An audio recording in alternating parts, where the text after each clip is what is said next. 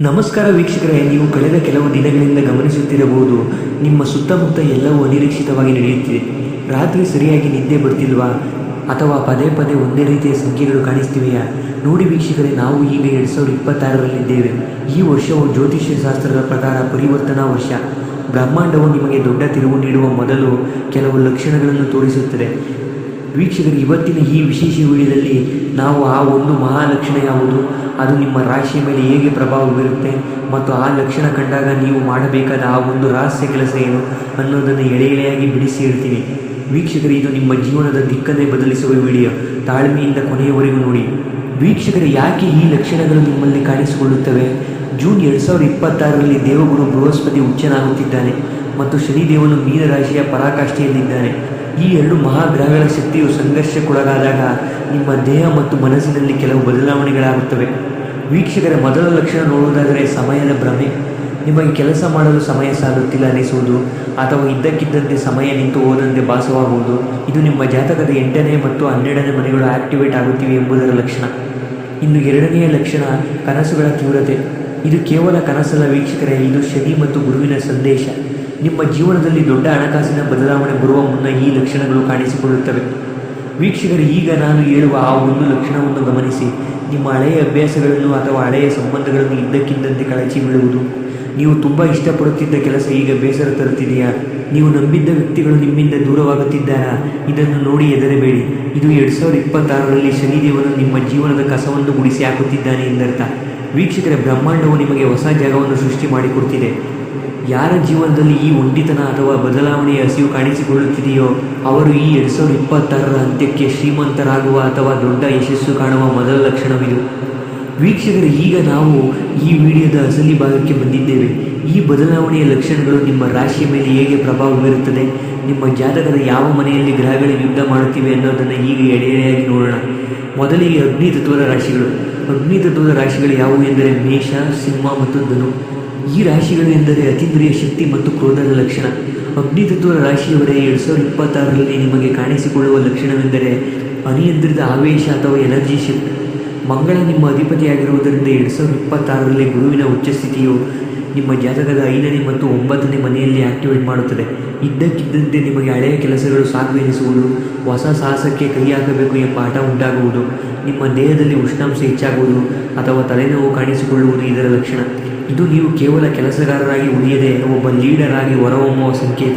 ನಿಮ್ಮಲ್ಲಿ ಈ ಲಕ್ಷಣ ಕಂಡರೆ ನೀವು 2026ರ ಜೂನ್ ನಂತರ ದೊಡ್ಡ ಮಟ್ಟದ ಅಧಿಕಾರಿಯಾಗಲಿದ್ದೀರಿ ಎಂದರ್ಥ. ಇನ್ನು ಎರಡನೆಯದಾಗಿ ಪೃಥ್ವಿ ತತ್ವದ ರಾಶಿಗಳು. ಆತ್ಮೀಯ ಪೃಥ್ವಿ ತತ್ವದ ರಾಶಿಯವರೇ, ನೀವು ಸಾಮಾನ್ಯವಾಗಿ ಸ್ಥಿರತೆಯನ್ನು ಬಯಸುವರು. ಆದರೆ ಈ 2026ರಲ್ಲಿ ನಿಮಗೆ ಕಾಣುವ ಲಕ್ಷಣ ವಿರಕ್ತಿ ಮತ್ತು ಭ್ರಮೆ. ಶನಿದೇವನು ನಿಮ್ಮ ರಾಶಿಗಳ ಮೇಲೆ ನೇರ ಪ್ರಭಾವ ಬೀರುತ್ತಿದ್ದಾನೆ. ಮಕರಕ್ಕೆ 7ನೇ ಶನಿಯ ಅಂತ್ಯ, ವೃಷಭಕ್ಕೆ 11ನೇ ಮನೆಯ ಲಾಭ ಶನಿ.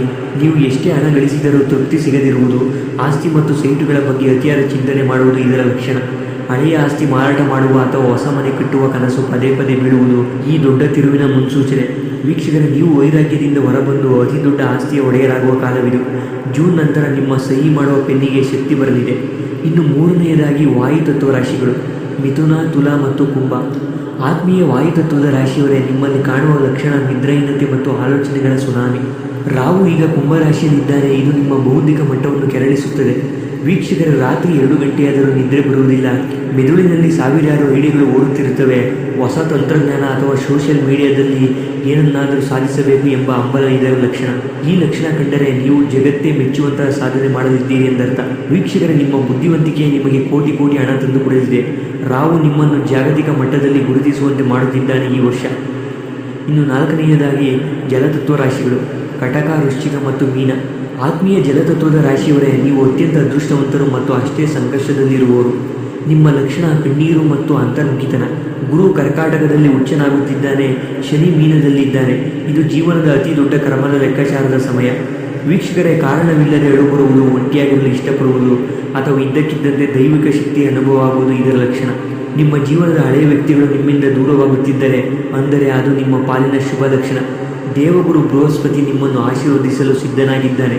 ವೀಕ್ಷಕರು, ಈ ಲಕ್ಷಣಗಳು ನಿಮ್ಮನ್ನು ಶುದ್ಧೀಕರಿಸುತ್ತವೆ. ಜೂನ್ ನಂತರ ನೀವು ಅಕ್ಷರಶಃ ಹೊಸ ಜನ್ಮ ತಾಳಲಿದ್ದೀರಿ. ರಾಜವೈಭವದ ಜೀವನ ನಿಮ್ಮದಾಗಲಿದೆ. ವೀಕ್ಷಕರ, ಈ ಲಕ್ಷಣ ಕಂಡಾಗ ನೀವು ಮಾಡಬೇಕಾದ 3 ರಹಸ್ಯ ಪರಿಹಾರಗಳು. ಬ್ರಾಹ್ಮಿ ಮುಹೂರ್ತದ ಧ್ಯಾನ. ಬೆಳಿಗ್ಗೆ 4ರಿಂದ 5 ಗಂಟೆಯ ನಡುವೆ 10 ನಿಮಿಷ ಮೌನವಾಗಿರಿ. ಈ ಸಮಯದಲ್ಲಿ ಬ್ರಹ್ಮಾಂಡದ ಶಕ್ತಿ ನಿಮ್ಮ ಲಕ್ಷಣಗಳನ್ನು ಯಶಸ್ಸಾಗಿ ಬದಲಿಸುತ್ತದೆ. ಇನ್ನು ಧಾನ್ಯ ದಾನ. ನಿಮ್ಮ ತೂಕಕ್ಕೆ ಸಮನಾದ ಧಾನ್ಯವನ್ನು ದಾನ ಮಾಡಿ ಅಥವಾ ಪಕ್ಷಿಗಳಿಗೆ ಆಹಾರ ಹಾಕಿ. ಇದು ರಾಹುಕೇತುಗಳ ದೋಷವನ್ನು ನಿವಾರಿಸುತ್ತದೆ. ಇನ್ನು 3ನೇದಾಗಿ ಜಲಚಿಕಿತ್ಸೆ. ಸ್ನಾನ ಮಾಡುವ ನೀರಿಗೆ ಸ್ವಲ್ಪ ಕಲ್ಲುಪ್ಪು ಹಾಕಿ ಸ್ನಾನ ಮಾಡಿ. ಇದು ನಿಮ್ಮ ಸುತ್ತಲಿರುವ ನೆಗೆಟಿವ್ ಎನರ್ಜಿಯನ್ನು ತೆಗೆದುಹಾಕುತ್ತದೆ. ವೀಕ್ಷಕರು, ಈ 2026 ನಿಮ್ಮನ್ನು ಪರೀಕ್ಷಿಸುತ್ತಿಲ್ಲ, ನಿಮ್ಮನ್ನು ತಯಾರು ಮಾಡುತ್ತಿದೆ. ಮೇಲೆ ಹೇಳಿದ ಆ ಒಂದು ಲಕ್ಷಣ ನಿಮ್ಮಲ್ಲಿ ಕಂಡರೆ ನೀವು ಭಾಗ್ಯವಂತರು. ಯಾಕಂದರೆ ಕೋಟ್ಯಾಂತರ ಜನರಲ್ಲಿ ಬ್ರಹ್ಮಾಂಡವು ನಿಮ್ಮನ್ನು ಆಯ್ಕೆ ಮಾಡಿಕೊಂಡಿದೆ ಎಂದರ್ಥ. ವೀಕ್ಷಕರೇ, ಬದಲಾವಣೆ ಎನ್ನುವುದು ನೋವು ನೀಡಬಹುದು, ಆದರೆ ಆ ನೋವಿನ ನಂತರ ಬರುವ ಯಶಸ್ಸು ಶಾಶ್ವತವಾಗಿರುತ್ತದೆ.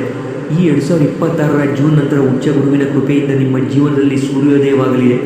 ವೀಕ್ಷಕರು, ಈ ವಿಡಿಯೋದಲ್ಲಿ ನಾನು ಹೇಳಿದ ವಿಷಯಗಳಲ್ಲಿ ಯಾವುದು ನಿಮಗೆ ಅನುಭವಕ್ಕೆ ಬರುತ್ತಿದೆ, ನಿಮ್ಮ ಜೀವನದಲ್ಲಿ ಕಾಣಿಸಿಕೊಳ್ಳುತ್ತಿರುವ ಆ ವಿಶೇಷ ಲಕ್ಷಣ ಯಾವುದು, ಅದನ್ನು ಕಾಮೆಂಟ್ ಬಾಕ್ಸ್ನಲ್ಲಿ ತಿಳಿಸಿ. ಹಾಗೆ ಈ ವಿಡಿಯೋವನ್ನು ನಿಮ್ಮ ಸ್ನೇಹಿತರಿಗೂ ಕೂಡ ಶೇರ್ ಮಾಡಿ. ಈ ಮಾಹಿತಿ ನಿಮಗೆ ಉಪಯುಕ್ತವೆನಿಸಿದರೆ ಈ ವಿಡಿಯೋಗೆ ಲೈಕ್ ಮಾಡಿ. ಹಾಗೆ ನಮ್ಮ ರಾಶಿ ಮಿತ್ರ ಚಾನಲನ್ನು ಸಬ್ಸ್ಕ್ರೈಬ್ ಮಾಡಿ. ವೀಕ್ಷಕರೇ, ಭಗವಂತ ನಿಮ್ಮ ಜೊತೆಯಾಗಿದ್ದಾನೆ. ಲೋಕ ಸಮಸ್ತ ಸುಖಿನೋ ಭವಂತು. ಧನ್ಯವಾದಗಳು.